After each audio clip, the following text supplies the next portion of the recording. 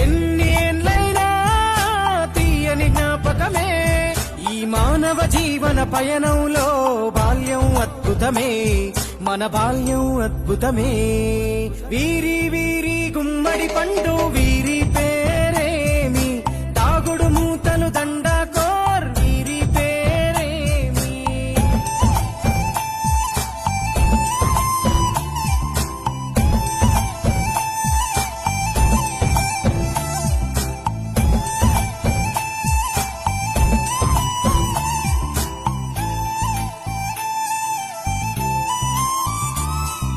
పంటలు పంచి దొంగను ఎంచి రేసాటాడితి మందరమే రేగడి మట్టిని ముద్దగా చేసి బొమ్మరిల్లే కట్టితిమే